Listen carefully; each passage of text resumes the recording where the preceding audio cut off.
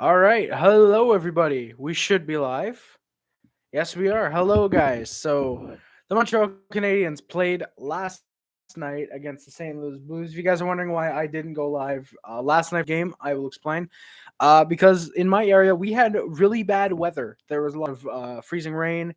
There was a lot of snow. Some somewhat strong winds. Definitely, not like the last time Montreal and St. Louis played, which ironically had really strong winds.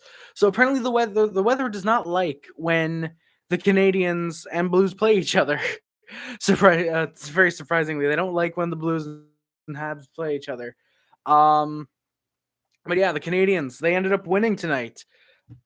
They won. They've got their ninth win of the season. We got some guys coming in the chat. Fazio, yes, indeed, sir. The Habs have finally won, my guy. Happy win. Thank you, Top Shot. Still banned from HGH. How long till the Habs get their 10th win of the season? TBC, probably a few games. Probably just a couple games. Not too many, but probably 3 or 4, probably, knowing how St. Louis is having them play. Ville Husso, you just lost to the Montreal Castrations. Yes, indeed. Clifford, he congrats on the win. The Canucks won too. It was a complete train wreck, but they won. Yeah, Clifford, I heard last night's game was very type of game. But hey, congrats on the Canucks winning, my guy. The open lines for the Canadians. Marty, yes, he is. Fazio. Marty St. Louis is a legend. And by the way, boys, we are going to start a poll. We are going to start a poll. Um, we're going to start a poll real quick. The question is, did you bust when Caufield scored twice? That is going to be today's question because why not? If you guys don't know yet, Caufield scored. You guys should know. The answers are yes, no, and what is busting, which in that case, you should not be here if you don't know what that is by now. But the opening lines for the Canadians were Caufield, Suzuki, and Anderson, Hoffman, Dauphin, Gallagher, Pitlick, Evans, Byron, and Lehkonen, Paling, Armia. Kulak, Petrie, Romanov, Schuneman, and Clegg Weidman were the defense pairings. Sam Montembeault is going to get the start in net once again. This is, I believe, his fifth or sixth start in a row, or actually fourth or fifth, I think. And Andrew Hammond will back him up once again. I'm hoping to see him get a game. Just not the one Sunday against the Islanders, but one of the games after that, hoping that he ends up getting a win. I thought you need 1,000 subs to access community. Fajo, I thought the same thing too. Then I think YouTube changed it like a week or two before the first St. Louis game, I think.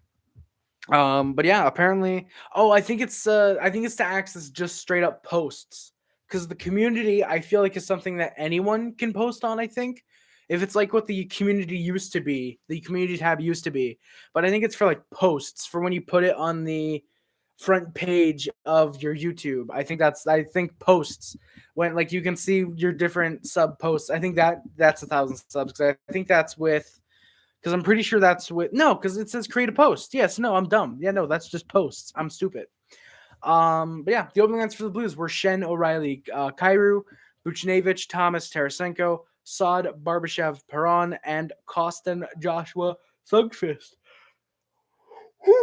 Mikola, Pareko, Krug, Falk, and Wallman Bertuzzo were the defense pairings. As Marco Scandella, he skated before the game last night, just was not in game shape, or not in game shape. He is still injured, so Blues aren't using him.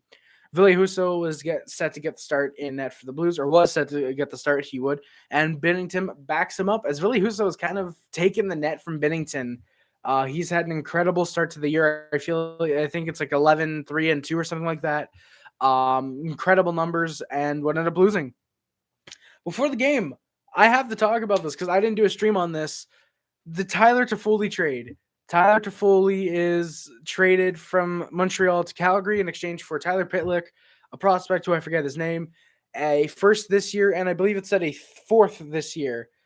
The Montreal Canadiens. I love this trade and I hate this trade. I hate this trade because we get rid of a fan favorite, Toffoli. I loved him. He's my second favorite Canadian. Yeah. Fun fact, boys. I woke up on Valentine's Day. That's when the trade took place. I woke up on Valentine's Day. I looked at my calendar because I got a Habs calendar, and I said, "Oh shit, yeah, it's February. Let me change my schedule." Flip it over. I see Toffoli. I'm like, "Hey, there you go. That guy's gonna score in the next couple games for us." And I was like, yeah, hell yeah, Toffoli, man. Got online, got on Discord about 5 minutes later. Yo, Harry, Toffoli's traded. Yo, Harry, Toffoli's gone. I'm like, no way. And yeah, so that's how I found out about the trade. Saw it, and I was going to do a video, but I was under the impression that Sherratt was also going to get traded. So the reason I didn't do a video on the trade or I didn't do a stream, I might do a video actually. I might just do a short video kind of analyzing it. But the reason I didn't do a trade because I was under the impression, okay, Toffoli's gone, Sherratt has to be like next. Like there has to be a Sherratt trade sometime over the next couple hours, right? And then it just didn't come. So yeah, and then as it turns out, St. Louis, Calgary was very interested in Ben Sherratt, and as it turns out, Sherratt was supposed to be in the Toffoli deal. It's a fifth. Thank you. Emil Henneman. Thank you. We got Emil Henneman, who's a former second-round pick from Florida, was acquired in the Sam Bennett trade, actually. So we technically get a first, a second, technically 2 seconds, because Tyler Pitlick was a former second. So technically it's a first, 2 seconds, and a fifth for, I think the first is what Toffoli actually was, I think. Or he might have been a third rounder, I forget. But he's a good draft pick. But Emil Henneman, pretty all right. Could end up being a good third liner for the Canadiens. Maybe a second liner if he needs to be. Yeah, Henneman, hoping he does good with Montreal. Obviously, same with Tyler Pitlick, who apparently as of yet has not landed in Montreal. He has not arrived to Montreal just yet. But yeah, so I'm a fan of the Toffoli trade because we get futures. I hate it though because we get rid of Toffoli. And yeah, apparently Sherratt was supposed to be involved in the Toffoli trade. However, because of his injury, he has been held off. There's rumors he's going to Calgary. There's rumors he's going to the Rangers. There's rumors that St. Louis is interested. There's rumors that Edmonton's interested. There's rumors that fucking Toronto is interested as of last night, right before the game. It came out that Toronto is called about Ben Sherratt. So yeah, I'm interested in where Ben Sherratt's going to go, how much more than a first he's going to acquire, because at this rate, if there's a bidding war, which at the deadline it seems there could be, you got to think Sherratt does end up fetching a first, or at the very least 2 seconds, or second in a prospect, which is the asking price for Jeff Petrie. It came out last night, I think during the game, that the asking price for Petrie is a second and a prospect. So that's very interesting. I like when the American announcers used to call him Marty St. Louis instead of Marty St. Louis. I never heard anyone call him Marty St. Louis. I've never heard that, Clifford. That's great. Just make sure Hammond doesn't start against the Islanders. All right, so let's start Hammond on Saturday. Screw this guy's dreams. Screw this guy's wishes. Exactly, Fazio. Exactly. And then he'll probably get the win because somehow. All right, so yeah, and per Chris Johnston, Sherratt, like I said, was not rumored to be going to Toronto, but Toronto was called. And also, this is Paul Byron's 500th career NHL game, and Alexander Romanov's 100th career NHL game. So big congratulations to both those guys. 100, it's not extremely important, or it's not extremely impressive, but I mean, hey, I honestly think Romanov's gonna hit that 500 like Byron, but we'll see. Canadiens had some good looks early in the first period. They were getting their legs going already after having nearly a week off.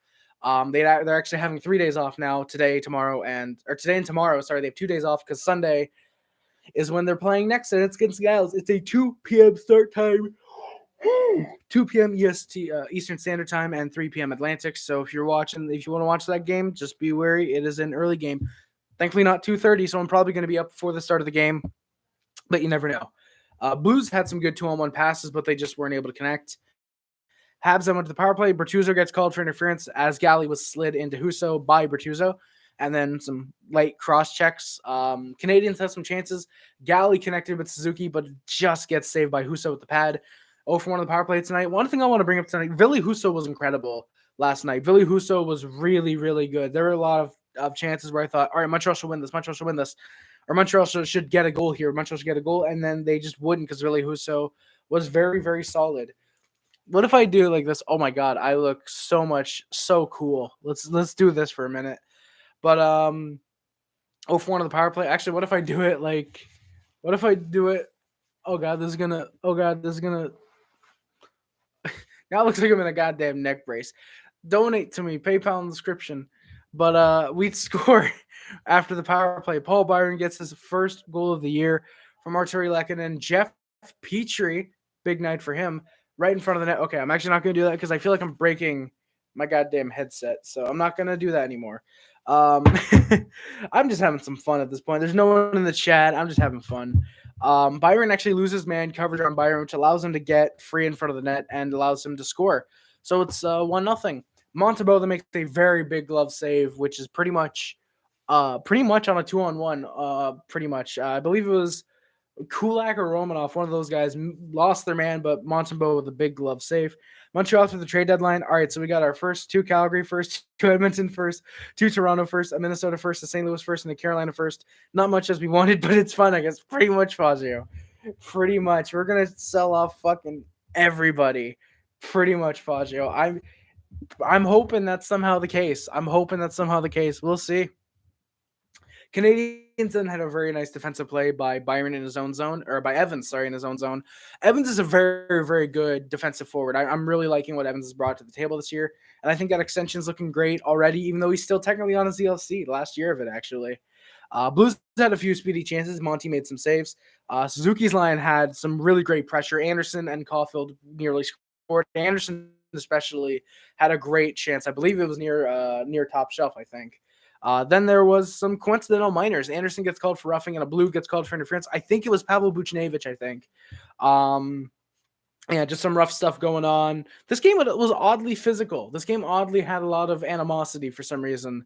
I don't know if it's because last game between us, what happened, or if it's just there's a history between some of these players. But yeah. Wait, so who do we have in our first line now? Let me see. Paquette, Suzuki, Evans. Nah, Fazio. We're not selling Caufield, so it's probably going to be Caufield, Suzuki, and Evans, if anything.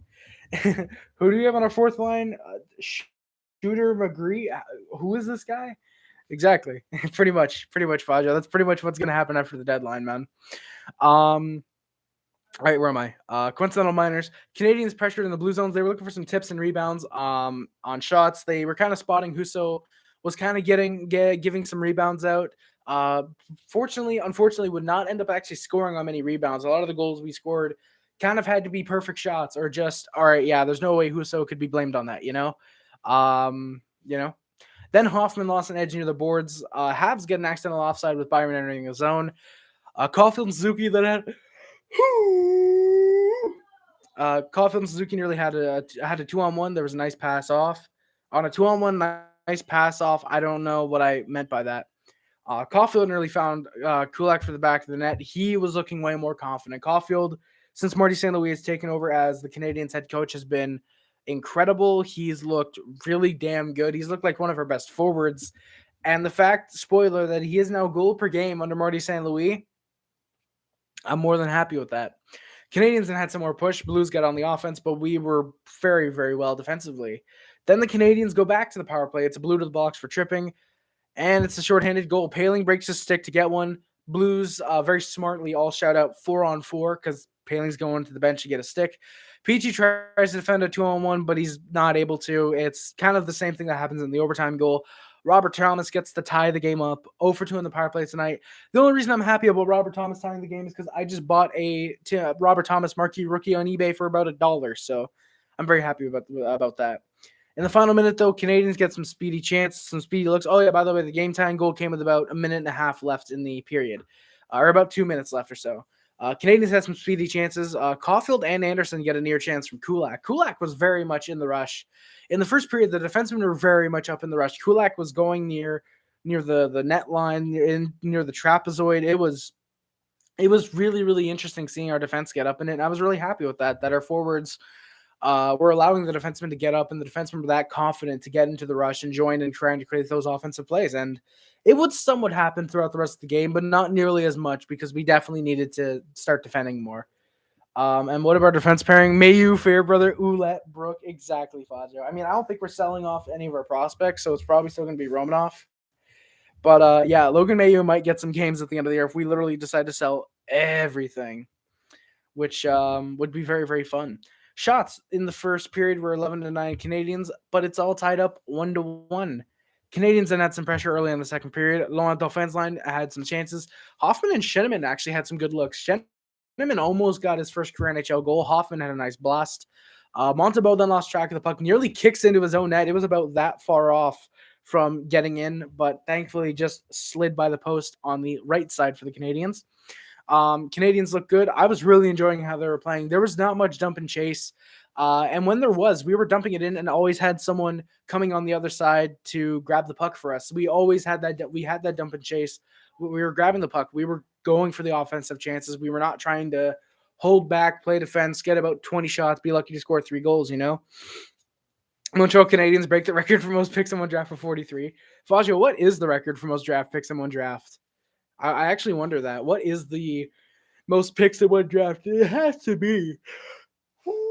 It has to be like one of like Montreal, Pittsburgh, or Buffalo, right? You have to think that. Maybe Edmonton, actually. Habs them with the PK. Corey Shannon gets called for holding the stick. But 30 seconds left in the penalty. O'Reilly gets called for tripping, so we were 1-for-1 on the PK tonight. During the 4-on-4, not much really happens. Habs are not great on the power play. Suzuki nearly scored off of a strip. Really, really good strip right in front of the net, but he just ends up shooting it wide. So we were 3-0-for-3 on the power play tonight. That strip happened like right off the face-off, almost right off the face-off, about 20 seconds in. But unfortunately, not much for us.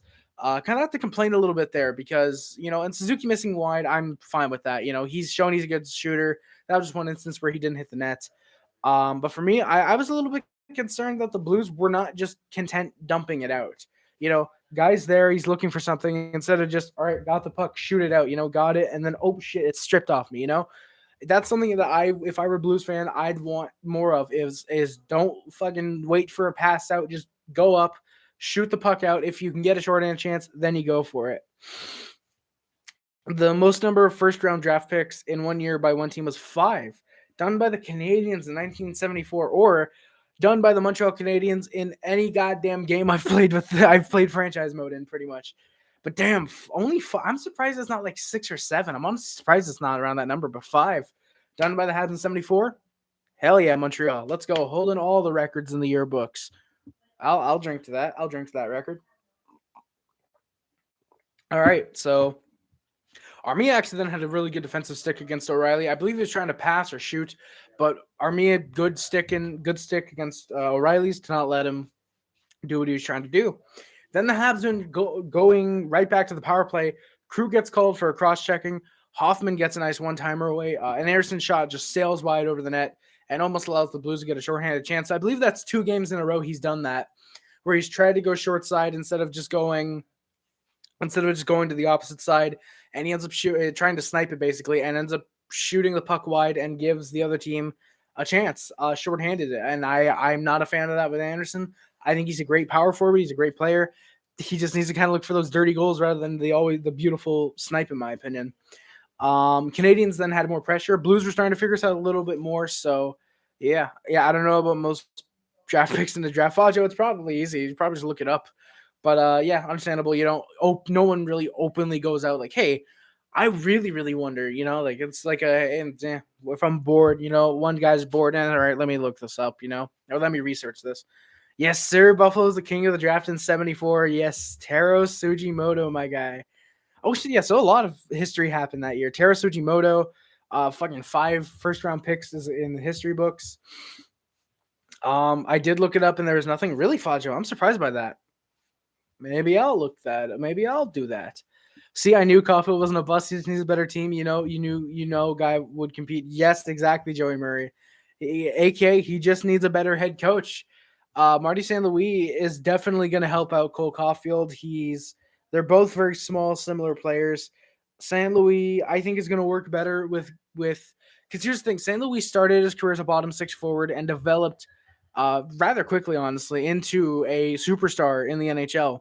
So for me, I'm very happy with. For me, I very much know. I very much think Marty St. Louis, with him and Caufield both being small guys and both kind of not struggling to get to the NHL, but struggling early in their career, varying angles. Obviously, St. Louis, oh, he's small, he's going to get destroyed. In Caufield, oh, he's small, he's just not scoring.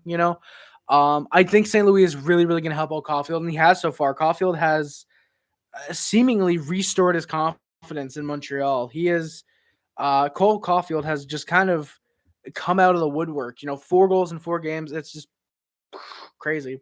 Hey, Joey, don't worry about it, my guy. If you're here to talk hockey legitimately, I am more than happy to accept you, my guy. But yeah, Blues started to hit us more. They really wanted to. Oh, sorry, I'm really skipping. Jesus. Canadians were attempting some more pressure again. Blues starting to figure us out a little bit more. They were starting to throw the weight around. Anderson had a really nice hit in the corner, and then Lehkonen gets robbed by Ville Hosso about a minute later. Lehkonen almost with a Byron-esque goal, but Ville Hosso was able to see it this time. Galley then goes down by himself. Habs nearly scored before that, but Galley goes down. Kind of just trips himself up. It was kind of funny. Shots after the second were 2013 Canadians, and we are still tied 1-1. Interesting. The Blues had 4 shots in that second period. The Canadians dominated that second period. It was very much a Canadian centric second period, and I was very happy with that. We got to get Shane right with the St. Louis coaching. I agree, Joey. Montreal had 18 picks in the 74 draft. That might be the record, but Clifford, it wouldn't surprise me with how well those Montreal teams did in that era drafting to get in that era of drafting to get some of the players that are incredible for us. I think 74 was even the Guy Lafleur draft, if I remember correctly. That's fucking awesome. Or no, it was like 68. 68 was the Lafleur draft, I'm pretty sure. It was somewhere around there. But yeah, it wouldn't surprise me if that's the pick. That's the record. Montreal may break it this, and no, there's no way we're getting enough picks to break that record. We have like 10 right now or something like that. So like, yeah, getting 9 picks, that's easy. It's A, about finding teams that want your players, and B, finding teams who want to give up the amount of picks that you want, and C, finding potentially 9 different teams to trade with, even though Sherrod could realistically fetch 2 seconds if a team doesn't want to give it first. But yeah. All right, where am I? In the third. Habs had some shots early on. Blues are starting to hit us. They wanted the 2-1 lead at this point. They knew they had to get the lead in order to kind of chill the Canadians out. Then there's a really, really nice tic-tac-toe play. Suzuki to Caufield, drop pass to Gallagher, who takes the shot and then gets hit, sacrifices the body. Almost converted on a really nice play. It was really, really beautiful seeing those 3 together. Could potentially be a good first line. Gallagher is started to look like himself this game. Galley's looked good, and I'm hoping that he's back to normal and that at the beginning of the year it was just literally just an injury that was holding him off. Clegg then had a turnover behind his own net, nearly cost us a goal apparently. Montembeault bails him out there as the camera thought that he had passed it up and passes up, and all you hear is, oh, that's the turnover, and it's like, oh no. I was like, that's going to be a goal, and it's like, no, Montembeault saves, and it's like, oh, thank God. Also funny, I want to point this out before the game.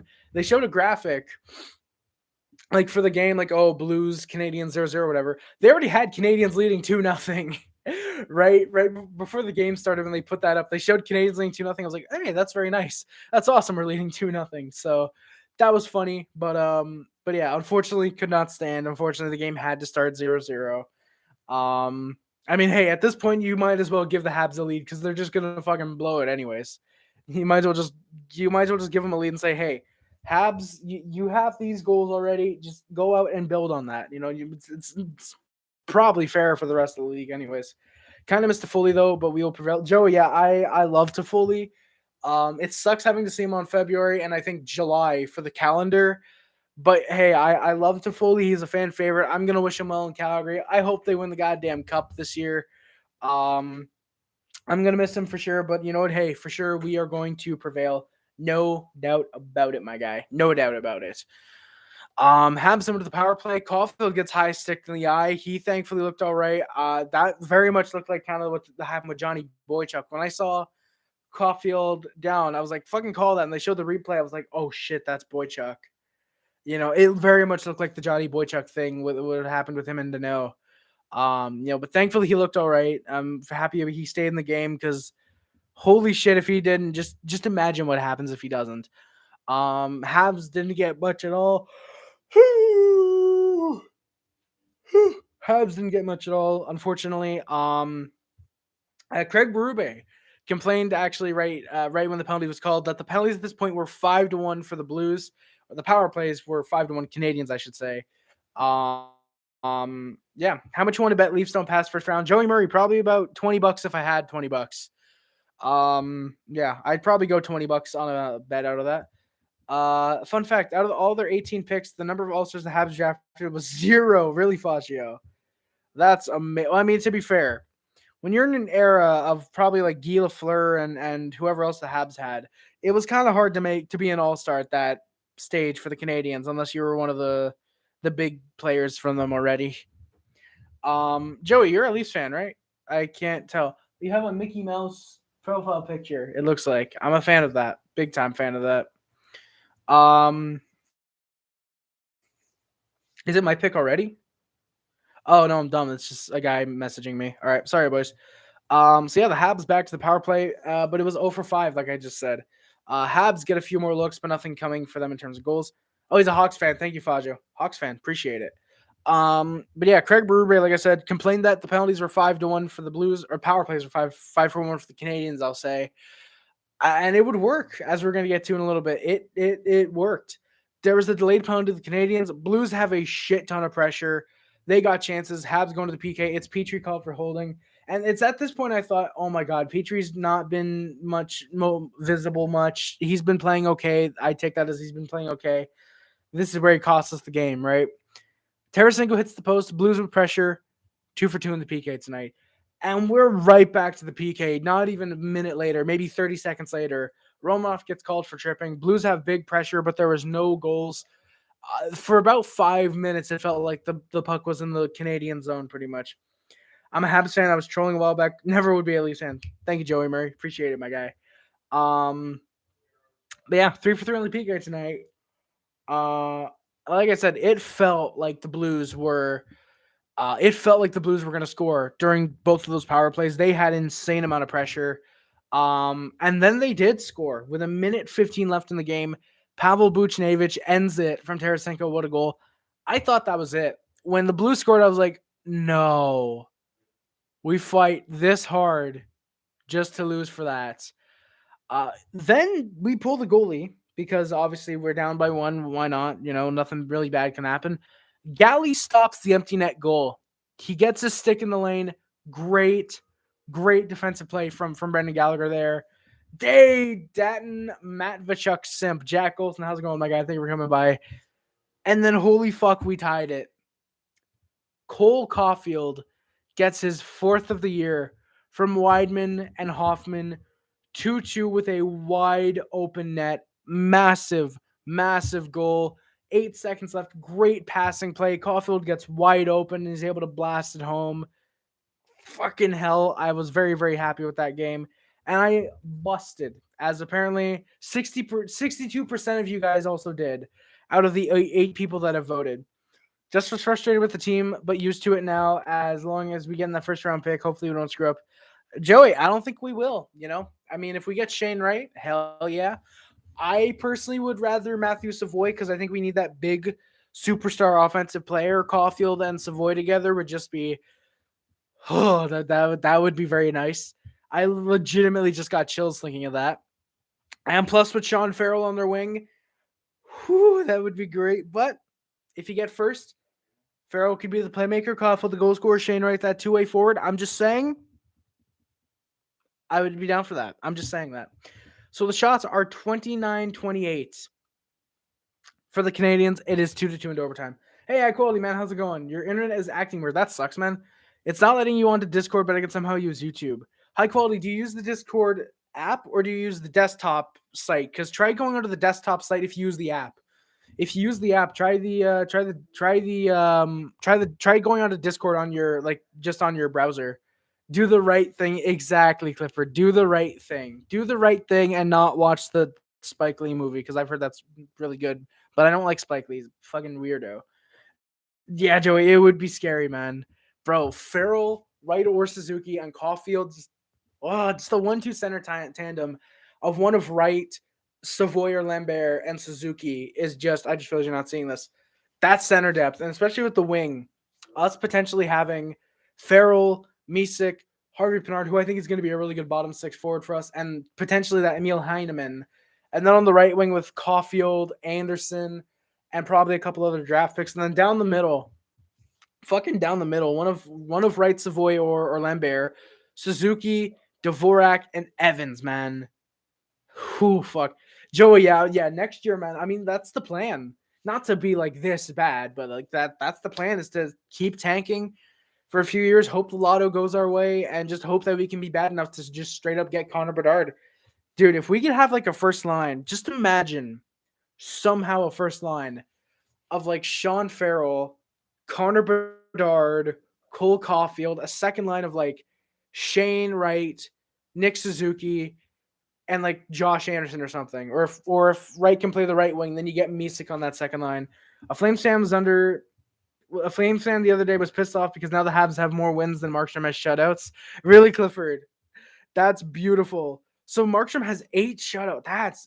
And the kid's not even going to get nominated for the Vezina somehow. I guarantee it. But Jesus, yeah, that's beautiful, Clifford. I'm really happy that the Flames fans are getting pissed off for very petty reasons. That's very funny. But in overtime, Habs win the first faceoff. They were not able to get into the zone, though. Blues were really, really well defensively, not letting us get into the zone. Blues win the second faceoff. They get into the zone, but Monty did not face actually. And it's off a turnover.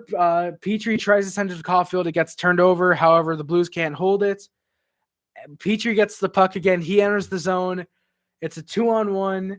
Passes it over to Cole Caufield. And he scores his second of the game. Cole Caufield wins it from Jeff Petrie. From Jeff Petrie, just our second overtime win of the year. We are now 2-7 in overtime this season. Yep. Oh my God. Yeah. It would be amazing. Joey, I don't keep up with the Olympics, but I don't watch much of the Olympics, but I did see the women's Canadian hockey team won gold. I actually watched part of that game, but as soon as we went up 3-0, I was like, all right, we're going to win it. And apparently we won 3-2. So yeah, Western Canadian teams never seem to win the Vezina. That is true, Clifford. Demko never did. Luongo, for some reason, never did, even though I'd argue he deserved it every fucking year that Brodeur got it over him. Markstrom's never gotten it. John Gibson's never gotten it. I'm trying to think of great Western Canadian goaltenders. Well, John Gibson's not Western Canadian, but he's in that conference, or he's in that division. Who else has never won it? Yeah, pretty much. Yeah, Western Canadian teams never get the Vezina for some reason. So the final shots, boys, they did amazing. It was fun watching them playing. Yeah, Joey, they are involved. They are evolving for sure, man. And I'm happy that they won gold, and I'm hoping that the men's team in 4 years or 2 years, whenever the next Olympics are, hopefully they realize that veteranosity is not the way to go, and you have to get good, young, skilled forwards who can actually play the game of hockey beyond the age of 32 and not get Jordan Wheel and David Desharnais in your fucking top 6. But I mean, hey, we'll see. I mean, if they wanted to get someone for Canada to help lead them to a cup, to lead them to a gold medal, Mark Bergevin should be their GM because he knows talent almost better than any other GM in the league. But yeah, guys, so 30 minutes in, and this is pretty much going to be it. We're going to recount the stats, and then I'm going to get out of here in a couple minutes. The men's team, they were all playing to try and be the best, weren't really playing a team game. Exactly, Joey, exactly. It's all about being a team out there. It's all about being a goddamn team in the Olympics and making sure that everyone is doing their role and playing their part. Not everyone is meant to score. Some players are meant to play more defensive. Some players are meant to be more offensive. Some people play a great two-way game, you know? Sucks that they were all trying to be the best, but hey, cost them and, good on them because fuck Canada, low key. Fuck Justin Trudeau. I hate him as prime minister. Worst prime minister we've ever had. And that's my politics. Guys, if you are looking at me for politics, by the way, don't. Hell, Don Cherry couldn't even be bothered to call Luongo by his name rather than by Luongo. Oh, yeah, Luongo. Yeah, I remember that, Clifford. Yeah. I mean, hey, I love Don Cherry, so I will easily forgive him for mispronouncing my favorite goalie's name. But God damn it, that's funny. Bedard at 16, keeping up with 20-year-olds. Yeah, Joey, yeah.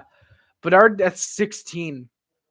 That's legitimately one of the craziest things. That's one of the craziest things coming out the last couple years. I genuinely think Connor Bedard is going to be a generational talent. I personally think that when you look back at their careers, Shane Wright's going to be a good top 5 overall pick. Connor Bedard is going to be purely generational. Here's the thing. If Bedard's in this draft class, he's going first, no doubt. Next year, first overall should be Matt Mishkov. There should not be two franchise players like Bedard and Mishkov in the same draft. Like, obviously it's awesome that, Montreal almost guarantees one of the two. I'd personally rather Matvei Mishkov because, actually no, I would love Bedard, but for pure goal scoring, I would rather Mishkov because if he's the next Ovechkin, then holy fuck, that'd be amazing. Do you think he'll surpass McDavid? Oh, easily, Joey Murray. Easily. He's already got a better two-way game than McDavid. He's already got better defense. He just needs to click at the NHL level right away, and he's already immediately better than Connor McDavid. McDavid is not an amazing player in the NHL. He's not a top 5 player. I'd argue he's not even a top 10 player. All he's got is the speed. He's got some skill. Sure, he's got stick handling, but he doesn't have, that's why when people always compare McDavid to Crosby, some people have asked me, oh, Harry, who do you think is better? Immediately I say Crosby. No doubt about it. Crosby's got better offense. McDavid's got the better skill and speed, sure. Crosby's got the better two-way game. He's got the better defensive play. He's got the better playmaking.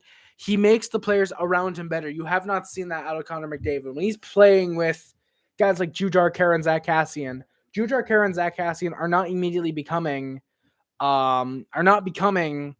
immediate top 6 forwards. You look at guys like Brian Rust and Jake Gensel. When you look at those guys who are playing with Crosby, for example, they are made immediately top 6 guys, and they immediately see the game smarter and in a better way because of Sidney Crosby. Jake Gensel, who leads the Penguins in points right now, would not be where he is right now, I don't think, if he were not playing with Crosby, I think 2 to 3 years ago. Because of when he started playing with Crosby, and same with Brian Rust, who's going to want a shit ton of money in free agency this year, I'm pretty sure. If they don't play with Crosby, they're not where they are right now.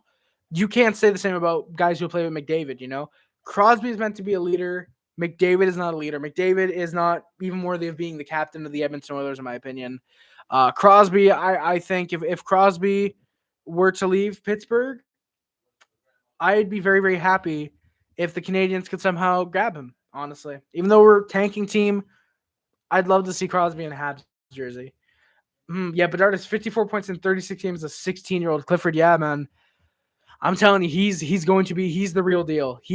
Connor Bedard is going to be a generational talent in the NHL. Oh yeah, I'm just so excited for the next draft. Montreal is going to be really, really talented, Joey. I hope I can go to the draft if it's still legitimate if it's still legitimately going to happen in Montreal. I'm really hoping that I can go because it's on July 7th, the first round, and rounds 2 through 7 are on July 8th. Which, if you guys know, that's my birthday. July 8th is my birthday. The draft literally happens on my birthday, so that would be sick if I could go there. Crosby had the same amount of points in his first 350 or so games as McDavid, exactly, Clifford. But with the great two-way, exactly, Clifford. And like I said, he makes the players around him better.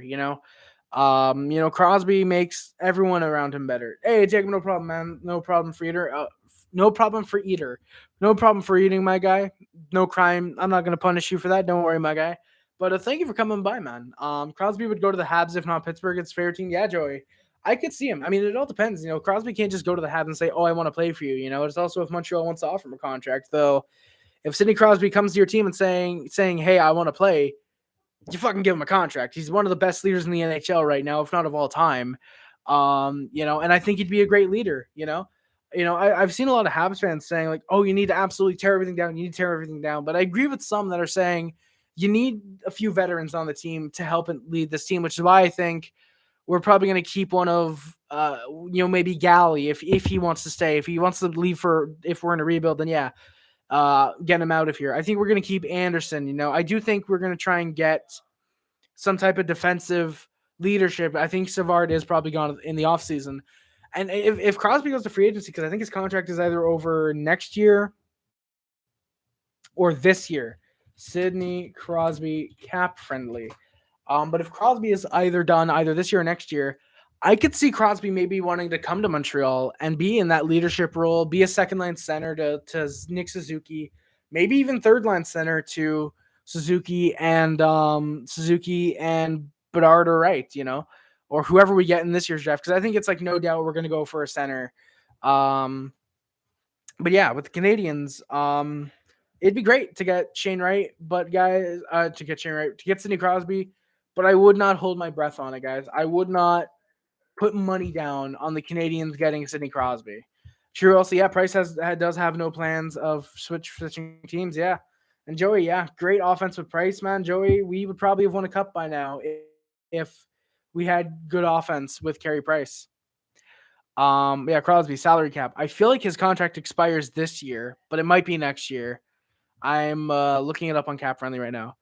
Oh, he's still got 4 more years. Holy shit! This year and then 3 years later. Holy shit! Yeah, he signed a contract. He signed a 13-year deal. Holy shit! That is nuts. Huh? That's funny. Crosby signed an $8.7 million contract for 5 years in 2007, and he signed for that exact same amount for the next 12 years. So for 18 years, Crosby's been making pretty much the same exact amount of money, which is pretty damn cool, if you ask me. Three of the top plus minus guys in the league are on the Flames. That makes me a sad panda. Hey, Clifford, hell yeah, I get that reference, man. I get that reference. But yeah, I understand what you mean, my guy, because you're a Canucks fan. Price was just so good to the point we can rebuild now without him. Now we got our chance. Yeah, Joey, we have that chance, man. Price, whenever we've wanted to rebuild, Price has always said, "Hey, you want to rebuild? Fuck the rebuild." And we've always somehow made the playoffs with him. Last couple of years kind of has been our chance since Price has kind of shit the bed in the regular season. But we know now why, because of the painkillers and all that. We know that's why that Price has been kind of shitting the bed, And I'm hoping when he comes back, I'm hoping it's this year. He plays at least a few games. I'm hoping that Price is not necessarily back to normal, but he plays good. I'm not saying, oh, when Price comes back, I want to put up a 1.34 goals against average. You're like, no.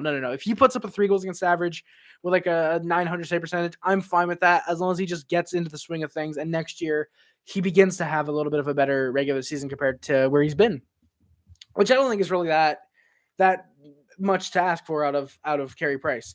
I just want to one day get revenge on this Tampa, Florida teams for thinking they're so amazing. Well, I mean, Joey, Tampa clearly is amazing. 2 straight Stanley Cup Finals. Florida, I don't want revenge on. I think Florida's a great team. They deserve to be cocky all they want, but yeah, Tampa isn't really all that amazing. They're amazing, but not like super amazing. They're like on the low end of the amazing spectrum. But yeah, guys, I'm gonna get into these stats, and then we're gonna start getting out of here in a couple minutes. I saw the Habs asked about Samsonov. Maybe Price is kind of screwed in his recovery. Really, Jacob? Where did you see that, man? Where did you see that? Ilya Samsonov. Let me look this up real quick because I'm gonna see if the Habs have asked. Jacob, where'd you see this? Report: Montreal Canadiens inquired about Ilya Samsonov's availability. Really? Interesting. Well, I mean, keep in mind, here's the thing. I don't necessarily know if it's safe to say, Price might be screwed on his um Carey Price might be screwed on his recovery. It might just be more so of a thing of, hey, if we can get Samsonov, Price could mentor him to be the future starter for the Canadiens. That could honestly be the thing. Not sure where it comes from, but they've just mentioned on RDS the Habs inquired about Ilya Samsonov. This is interesting. Yeah, I just saw that. Okay. Habs have a lot of players available, pretty much everyone. Samson's currently his 3rd full year. I feel him playing better and better, blah, blah, blah. Yes. So that's interesting. That is interesting. The Daily Faceoff's Frank Saravelli recently mentioned that the Canadiens are looking for a jack of all trades forward, of the Capitals are, and said Montreal's Arturi Lehkonen was a stylistic fit. Interesting. So there might be some type of trade, maybe Lehkonen in a 3rd for Ilya Samsonov potentially. A Russian goalie would be amazing. I heard Samsonov is pretty good. Yeah, Samsonov's pretty good. I think Sorokin's the best of them. If I had to rank them, I think it's probably Sorokin, Shesterkin, and Samsonov, and then whoever else is Russian. But yeah, that would be interesting. I don't know. I don't think it's necessarily a thing of Price's messed for his recovery. I think it is more so of Samsonov could be a backup to Price and eventually be the next Habs goaltender. If we were to acquire him, I feel like it's more so that, not necessarily, Price is screwed for the recovery, because sure, he's had to restart it, but I don't think that's necessarily a bad thing. It's arguably better that he restarts the recovery. Painkillers would dull your reflex and whatnot. Exactly, Clifford. Exactly. So that would make a lot of sense. Yeah, Clifford. Yeah, or Jacob. Yeah, I just saw that. Literally, all I just had to look up was Ilya Samsonov, and it gave me the Canadiens inquiring about his rights, or about him. Which, I mean, he's 24, so if he's 24, I'd be more than fine. Evening, Harry. Hey, Gabriel, my guy. Caufield, yes, Gabriel, yes. Caufield's OT goal did look identical to his first goal. Owen Oakley, who's a guy who comes by to the channel once in a while, we were in VC last night talking after the game, and he mentioned that he was like, "Dude, this looks so similar to Caufield's goal." I thought back, and I was like, "Holy shit, it did! That's identical to Caufield's goal," and it really was. So yeah, man, I agree with you 100%. I agree with you. But guys, the only thing that I would be a little bit hesitant on for Ilya Samsonov is the fact that he's 24 and he's a pending RFA. Not so much he's 24, but he's a pending RFA. He's making $2 million this season, and then he's an RFA. It depends on how much he wants. If he's gonna want like 4 or 5 million, I don't think you could. I don't think you could really go out and acquire Samsonov. I think you'd much rather ask about a Shesterkin if you can get that. Not necessarily thinking you can get Sorokin, but maybe Shesterkin. Maybe. Harry, do you stand Ben Sherrod? He's okay. Kirill Kaprizov, a good player. Yes, he is, man. He is incredible. People will be saying that it's just a coincidence that he's scoring under St. Louis. Exactly, Gabriel. No, it's not. A coincidence would be scoring maybe your first and second game. But when you have 4 goals in 4 games, technically you almost had 5 in 4. That's not a coincidence. Your coach is fucking helping you out big time. And it's not like that's not like a slight against Caufield. It's that he's getting his confidence back under Marty St. Louis. The coach is helping him to be a better player, which is what he's been. Exactly, Jacob. Caufield said, "Nah, I'm done losing, my guy." He proved himself in the playoffs that if he plays with the right players, he can be successful. Exactly, Gabriel. And under the right head coach, he can too. That's why Caufield, Suzuki, and Anderson, I think, is a great line. I think Caufield, Suzuki, and Galley could also be a good line. They had a great tic-tac-toe play. They had some pretty good shifts out there last night, and I think they could definitely, it'd be nice to get, Caufield scoring and putting him with Suzuki if that's what it means. I'm all for it. There's not a single doubt in my mind that Caufield is going to start scoring even more if he stays with Suzuki on that top line. Harry, what do you think of Mike Babcock's coaching style? Absolute garbage, absolutely outdated. Mike Babcock's an old piece of shit, abusive head coach, and I hope he never gets another NHL job. He doesn't deserve one. Do you stand Patrice Bergeron? I really like Patrice Bergeron. He's a great two-way forward, great Bruins great Bruins captain. He's going to be a great head coach in the NHL. Bergeron strikes me as a guy who, once he's retired in about a decade, maybe he'll be a head coach. And I really like Patrice Bergeron. Yeah, exactly. He wasn't scoring before because Ducharme barely played him. He got barely any ice time. He's playing Matthew Pro half the time. Exactly, Gabriel. He was barely playing with anyone of note. Like Caufield should not be playing with Matthew fucking Perreault. And Matthew Perreault is okay. He's a good bottom 6 penalty killer. He's not meant to help your fucking future 50 goal scorer. He's meant to be come in, play 7-8 minutes a night, mostly PK time, maybe win a few faceoffs for you. Caufield is meant to be that top 6 goal scorer that the Canadiens want. Now that he's playing with great players, and I guarantee the Maple Leafs fans are going to be like, "Oh, Cole Caufield's only scoring because he's got a head coach who helps him, and he's playing with good players." Nick Robertson's so much better. When Robertson comes in, he's going to be helped. The only reason he's going to be getting points when he comes into the NHL is because he's fucking playing in the top 6 probably, because the Maple Leafs don't have cap, so they have to keep rotating a bunch of their left-wing bums in the lineup, man. But yeah, hot take, Caufield reaches 20 goals. I was thinking about that, Gabriel, last night after the game, because I didn't go live, like I said, so I was just kind of thinking for a bit. I was thinking, hey, could Caufield potentially reach 20 goals? I was thinking, okay, he's got 5 in 50. He'd have to score 15 goals in the next 32 games. Wait, 32, right? Is this game number 50? Am I dumb? Game 50? No, this is game 49. Okay, so he still has 32 games. He has to go exactly half a goal per game, pretty much. If there's anyone that can help Caufield do it, it's Marty St. Louis. It honestly wouldn't surprise me if the Canadiens start winning a little bit more. They maybe reach 15 wins. That'd be 6 wins in about 30 games. I think that's very reasonable for the Canadiens, especially with the season that they're having this year. So yeah, I can definitely see Cole Caufield maybe hitting 20 goals. I think Marty St. Louis is helping him out. If he keeps playing in that top 6, Absolutely, Caufield could hit 20 goals. Go Caufield over Bitch Barner? Absolutely, Clifford. Go Caufield over Bitch Barner every day of the week. Absolutely. Harry, do you think Ducharme fucked Caufield or was it someone else? The way you phrase that, beautiful. Does Cole belong in Laval and can the Habs get Kevin Fiala or JT Miller? Well, Adam, one, I don't necessarily think Caufield was fucked. Caufield's development was fucked by Ducharme. And I don't think it's anyone else. I don't think like Ducharme fucked over Caufield for sure, playing him the bottom six, but I don't think he's messed up his development really.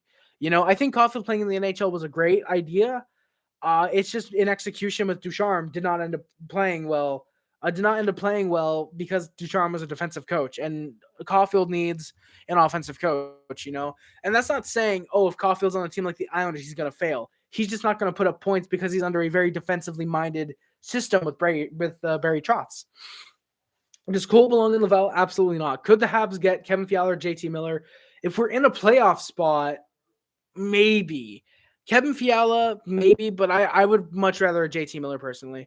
Do the Habs hit 20 wins? Hines, how's it going, my guy? We're at 9 now. We've got 30 games. We'd have to go above 500. Hines, I don't think we can hit 20 wins. Maybe, but I think we could probably hit 15, I think.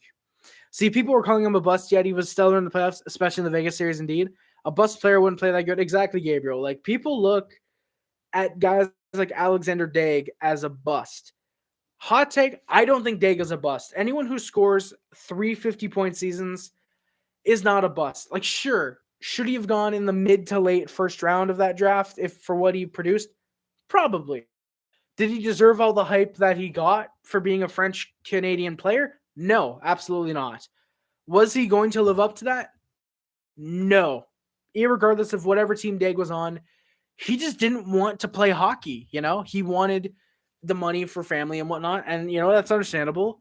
But people look at Daig as a bust when he had like a kind of okay career. Like, dude played over a decade in the league, bounced around a lot, sure, but he still played for a while in the league. Yakupov is the prime example of a legitimate bust.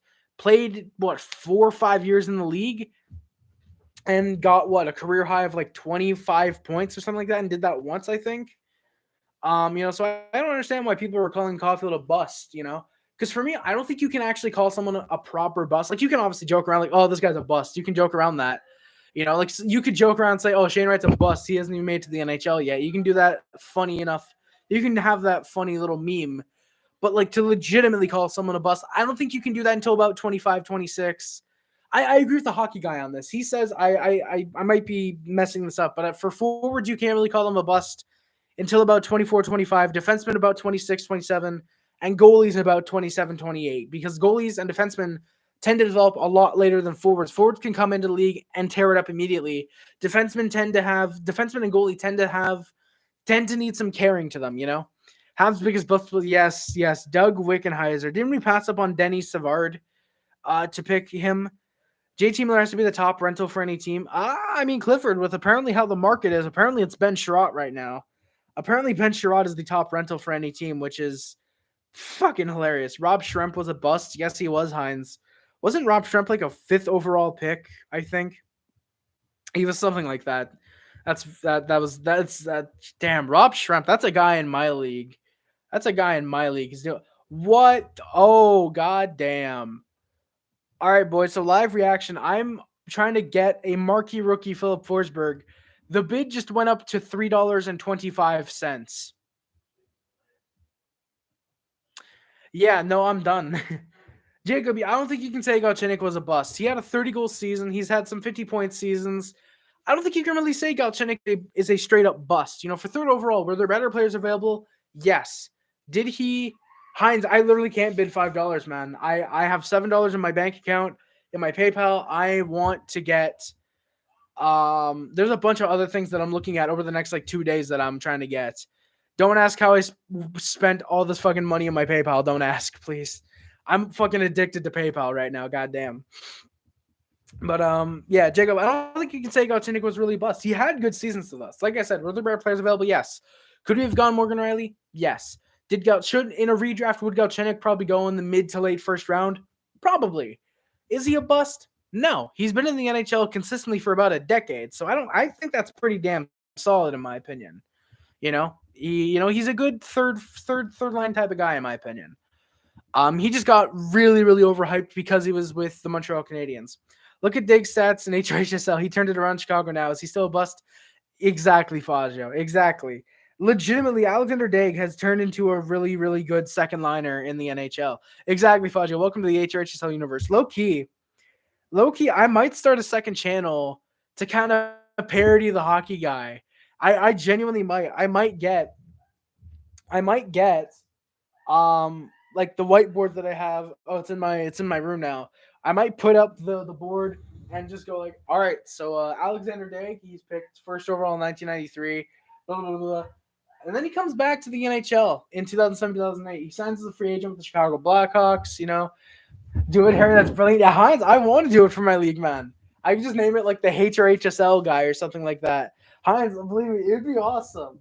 Like just on like off days of the league or before we do Sims or whatever, do like not one a day, but do it along with the spreadsheet. Because if you guys saw the spreadsheet, that was really fun. And yeah, Hines, I could even make like little storylines like, oh, Alex Dag, he got offers from some teams, but due to how much he was wanting, some teams pulled out. They came on him instead, and then they left, and so he signs with Chicago. I think that'd be awesome, Hines. I'm glad you like the idea. Oakley's whole team is a bust. Yes, indeed, Hines. Yes, sir, my guy. I love Marty as a coach. It's like a whole new feeling. Doesn't punish mistakes, rewards good play, and holy crap, we can somewhat defend. Exactly, Jacob. I'm really, really happy that Marty St. Louis, as a coach, like you said, he's not punishing mistakes. He just goes over to the guys. All right, look what you made on that. Blah blah blah blah blah blah blah blah blah. He helps them improve themselves. He's not like, all right, you're benched for the rest of the period. He's like, all right, when you go out there, and this is going on, you want to do this and this. All right, so just get that away. Let's go, man. Come on. And he's motivating the players clearly. Exactly like you said, Jacob. He rewards good play. Otherwise, why would Caufield be on the top line? He's been playing great. And yeah, we can somewhat defend. Exactly. Exactly, Fazio. Alexander Dag, a story from bust to, I wouldn't say must see. But, well, yeah, I guess must see from being a bust to, holy shit, you got to see how this guy plays now, Oakley's whole team, exactly, Hines. Like I said, if the Canucks make the playoffs, I will send you $50. Hey, Clifford, I clearly need the $50 right now. I'm a poor motherfucker again. I'm still waiting on Hines. Oh shit, I just realized. It's Friday, boys. In my sim league, I've got to do a vote. I got to do a little roll thing for I've got to do a voting thing. I got to do a thing for the All-Star GM. So if Hines wins that, I'd love that, honestly, if Hines won that. Plus, he owes me money from doing a sheet. Or no, not doing a sheet. He owes me money for something. I forget. I'm sorry, I forgot. Yep, yeah, Hines, yeah. Harry, separate channel for the league. Yeah, I could just put a mustache on, put on some glasses, wear a hat all the time. I'll do that. I'll change my voice ever so slightly. So instead of sounding like this, I'm gonna sound like this. I'm gonna do this. Rhymes. I said must see because it's the only thing that rhymes. Alexander Dag, a story from bust to must see. A story from bust to must see. I get it now, Fajo. I'll send you cash today. Make me all start. Hines. We're gonna see what the rando determines. My guy. I said must see because it's the only thing that I just read that. Yeah, you could have GM send you. Oh, that'd be sick, Hines. Actually, like I can be like, okay, so what made you want to acquire, Alexander Dag? What made you want to trade for this guy? That actually is a really good idea, Hines. That's a really good idea, actually. I can maybe do like trade tree videos on that league, on that one too.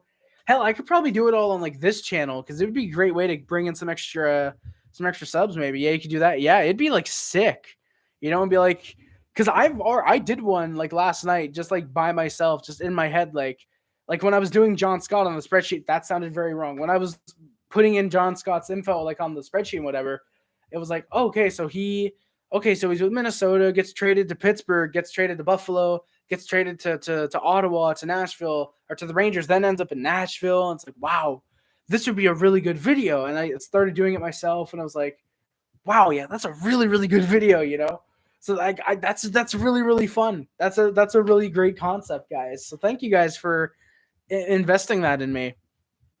All right. Yeah, so after the one that expires today, holy shit, that rookie commerce expires today, or technically this. Oh wait, no, yeah, wait, 12/28. Am I dumb? Oh yeah, because it's 13. Okay, so that's at 12 in the morning, or well, 12 p.m. I mean, why did the Stars trade for Patrick Stefan? Clifford, that's a great point, my guy. What did the Stars get rid of for Patrick Stefan? Patrick Stefan hockey dib. Patrick Stefan hockey DB. What did they get rid of for Patrick Stefan? It shouldn't have been like that much, right? Uh Patrick Stefan. All right, show trades. Draft picks rights from Vancouver to Atlanta for first round pick in the 99 draft, Danielson and a third round pick. Draft picks traded from Tampa Bay to Vancouver for first round pick Pavel Brundle, a third Brent Schraffmeyer, and a third which turned into Jimmy Ovled. And then traded from Atlanta with Yaroslav Modry to Dallas for Nico Kapanen and a seventh. Wow. Darkness, how's it going, my guy? Thank you very much for coming by. Good sir. Thank you very much, my guy. Draft time is down to 2 hours. Oh shit. God damn. But yeah, so the Canadiens, man, Darkness. This game got you heated last night. God damn. So yeah. Ooh. So the Montreal Canadiens against the Blues, we played pretty well. Blues played great too. And now we got to get into the stats. I'm talking with you guys as well. Fun fact, if Stefan scored in the slip-up Kane thing he did, yes, Kane would not have been, Chicago wouldn't have Patrick Kane. Because with that 1 point that they missed, they would have been last place in the NHL in those standings, right? In 2006-07. So if Kane scores, literally, if Patrick Stefan scores that goal, the entirety of the league could be different right now. Legit, like the entirety of the league today kind of relies on Patrick Stefan missing the empty net. I mean, do you blame me if the Habs got beaten by a team on a 10-game losing streak? I think you heated. Yeah, Darkness, I would have been for sure, man. So I'm not like dissing you or anything. Like I'm just saying, like, yeah, you were heated last night over the game, which again, I cannot blame you, man. I can't blame you in the slightest, my guy. I cannot blame you at all. All right, announcements. I gotta go to where I posted this thing. When did I do it again? Oh, I already did it here. 10 GMs. 10 MGMs are interested. All right, so it is Sporty, Josie, XD, Oki, Fagio, me, Jack, Swifty, Hines, and Mad Mike. Bro, I wanted to be Mad Mike so badly for the memes. I wanted to be Mad Mike for the memes so badly. But yeah, guys, again, I'm going to do the Habs stats, and then we're going to get out of here. At 7:30, since I'm going to be out of here, I'm going to set up like a wheel randomizing thing, and I'm going to probably spin the wheel a couple times, and then we're going to do it on stream. No, I'll pay you. I mean, Heinz, it depends how, it depends, my guy. It depends how much. Yeah, because so I want to do the rando. You know, I'll be honest. I need the money, Heinz, but damn it, I want to keep the integrity of the league alive. I need the integrity of the league alive, man. Okay, do random. I mean, I want to. I'd love to get paid for that. It's just, I'll pay for next year's. Heinz, that works for me, man. That works for me. I mean, hey, here's the thing. If you get this one still, then technically you don't need to pay for next year. You just need to pay for this year's. When there's an entire section you're competing, the empty net blunder. Yeah, Clifford. I didn't know that Patrick Stefan has that. That's amazing. What if I just look up just empty net blunder, copying it from that? What if I look that up? It's gonna give me Patrick Stefan. Yep, Patrick Stefan misses empty net. Yep. All right, here we go. Happened 10 years ago. Oh yeah, playing career. All right, I'm gonna read this out for you guys. Empty net blunder. Stefan earned significant notoriety on 4 January 2007 for a blunder during a game during the Edmonton Oilers. With seconds left in the game and Dallas already ahead by a goal, Stefan gained possession of the puck and found himself on a breakaway towards an empty net. Stefan continued skating towards the crease rather than immediately shooting, then attempted a casual backhand into the net from close quarters. The puck hit bad ice and bounced up and over stick, causing him to miss the goal, trip, and fall against the ice. To compound the error, he then cleared the puck in the direction of the Oilers. This allowed a play to develop where fellow Czech Aleš Hemsky scored with 2 seconds remaining to send the game to overtime. The Edmonton goal tied to the game 5-5, but Dallas then won 6-5 in a shootout. Patrick Stefan scored the game-winning goal. No, if he did, that would have been sick. I hate Patrick Stefan. Darkness, I can't blame you at all, my guy. I cannot blame you at all. After Stefan's contract expired in 2007, the Dallas Stars chose to not re-sign him. Stefan signed with SC Berg of the National Liga A, but he only played 3 games for them before retiring in October 2007. Largely due to a serious hip issue, the latest of several chronic injuries that plagued his career. He is currently a player agent in the Detroit area and a youth coach with 15U Little Caesars Hockey. I did not know that. There we go. That is very riveting stuff right there. Harry, do you stand Max Pacioretty? I'm not a big Pacioretty fan. He's okay. Nothing very special about him though. He's an okay goal scorer though. So yeah. So yeah, guys, that is going to do it for today's video. Again, I'm going to do the stats and then we're going to get out of here because yeah, that's how it's going to work. Suzuki leads the Canadiens. Actually, Chicago wasn't last in the league. They were 26th in the league, but that was the spot where they jumped up to first. But if he put it in, Edmonton wouldn't have that extra point. Exactly, Fazio. Exactly. Harry definitely doesn't stand Cole Caufield. Exactly, Darkness. Exactly. Harry, do you stand Anthony Niemi or Guy Lafleur? Adam, I think you've asked this question already. I stand Guy Lafleur a shit ton. My dad's favorite player. Love Guy Lafleur. And Niemi was not a good goaltender for the Canadiens. And honestly, good riddance to him. When we let him go, I was very, very happy that we let go of Anthony Niemi because I thought he was a really, really bad goaltender for the Canadiens. Nick Suzuki leads the team with 9 goals, 19 assists, 28 points. Tyler Foley, who is no longer with the team, 9 goals, 14 assists, 23 points. Jonathan Drouin, who was unfortunately injured, 5 goals, 15 assists, 20 goals. 5 goals, 15 assists, 20 points. Apparently, he tells kids the empty net story when trying to make the point that mistakes don't have. I'm like, oh, Clifford, that's awesome. That's awesome, actually. That's really cool. That's really cool if that's legitimate. That's really cool. The mistakes don't have to define you. Fuck yeah, Patrick Stefan. Let's go, my guy. Teaching all the young kids. Let's go. Arturi Lehkonen has 6 goals, 13 assists, 19 points. A white sweater night. When does the parade start? David, when all this weather clears up, that's when the parade starts. We can have a Leafs Cup ceremony and a Habs winning a game ceremony. Harry, do you stand David Savard? I hate David Savard. I think he's one of the worst Habs defensemen in the last decade, no doubt about it. Anderson has 9 goals, 17 points. As Rem Pitlick, who I believe was currently out of the game, who was out of the last night's game. Mike Hoffman has 9 goals, 7 assists, 16 points. Christian Dvorak, who is currently hurt, 7 goals, 7 goals, 7 assists, 14 points. Cole Caufield with 5 goals, 8 assists, 13 points. So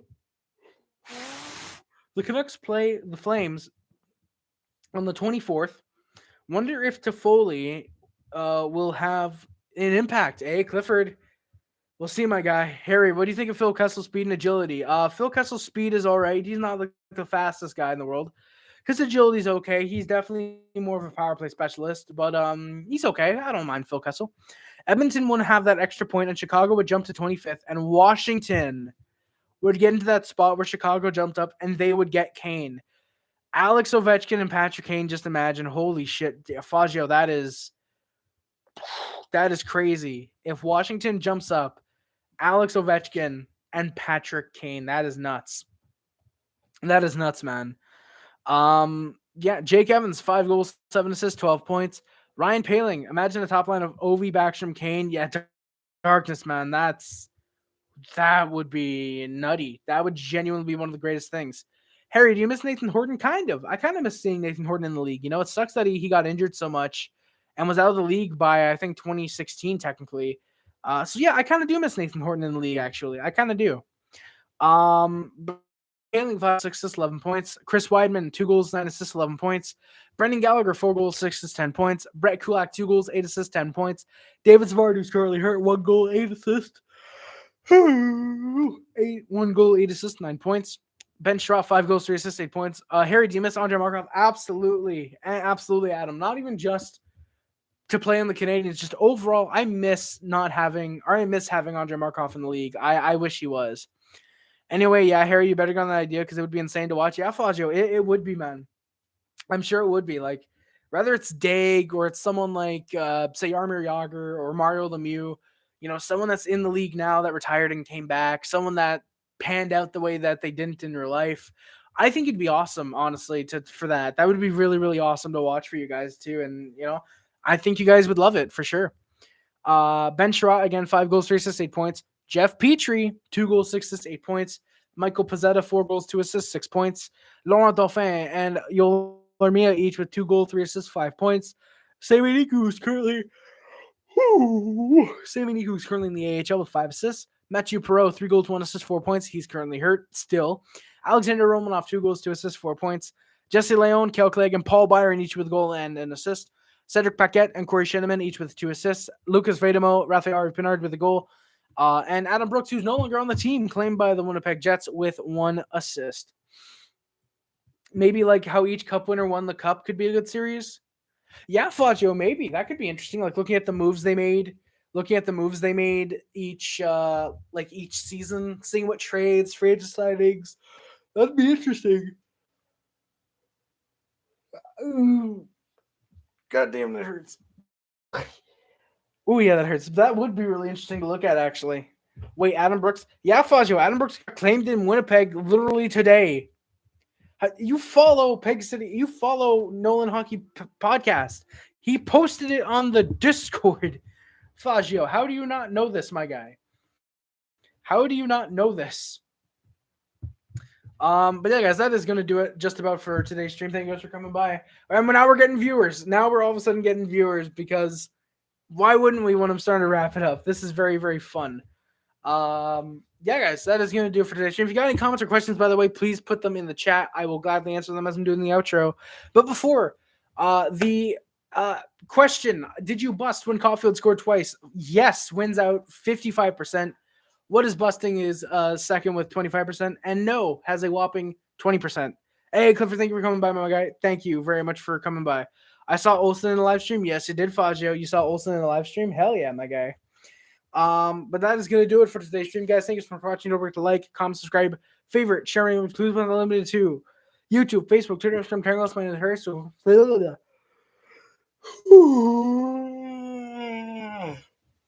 did we get an assistant for Kent? Ilio? I don't think so. Not yet.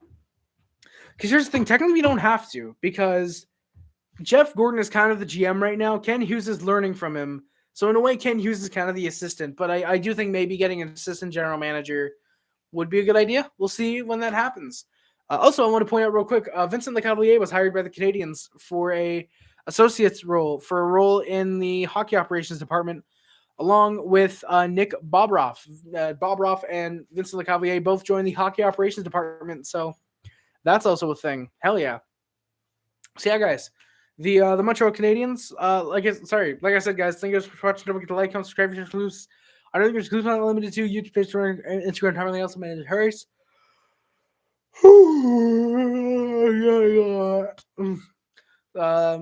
Yeah, guys, that's gonna do it, guys. Thank you for watching. My name is Harris, and I are stay classy. No, what the fuck? What am I doing? I just did the my name is Harris. Subscribe to the Puff Club. Subscribe to Hazy Club, subscribe to this hub up if you remember the Mod Squad. Thank you for monitoring on the comments on our streams and our videos. It is much greatly appreciated. Subscribe to the Nation also. Links in the description are the Amazon business, the PO Box, and the PayPal, the Discord, the Twitch, the Letterbox, and the speedrunning account. Thank you guys for watching. I hear they also hired Bob Loblaw. Hey, Bob, I hope they hired Bob Loblaw. I hope they did because that would be an amazing signing if that person were legitimate. But yeah. I feel like that's a reference to something, and I just haven't seen it yet.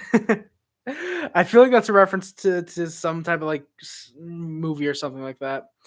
But yeah, guys, that's going to do it again. Thank you for watching. My name is Horace, and I am out. Stay classy, boys. I'm already out. Always remember, no, short St. Louis, but short Caufield is a dream come true. Yes, it is, Faggio. Absolutely, my guy. Absolutely. Adios. Hey, Jack. Thank you for coming by, man. 7:30, guys. If you're in my sim league, 7:30, we are going to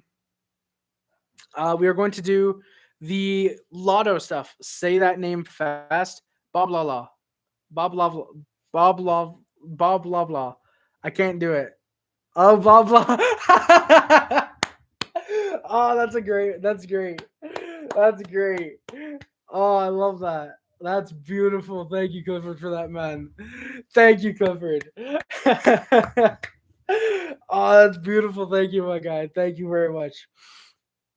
But again, that is going to do it, guys. Thank you for watching. My name is Horace, and I am out to stay classy, boys. I don't want to out. And always remember, no matter how bad we are like this year, how good we are like last year, go Habs, go, baby. Thank you so much for watching, guys. My name is Horace, and I am out again. Love you guys. Stay classy, boys. See you guys in the sim league if you guys are there at 7:30. Love you guys so much. My name is Horace again, and I am out. Love you guys. Stay classy, boys. See you guys. Bye. Love you guys. See ya. Bye. I'm doing that again. That was a shitty snap. Again. Fuck. Good enough. We did like 18. See you guys. Love you guys. Bye.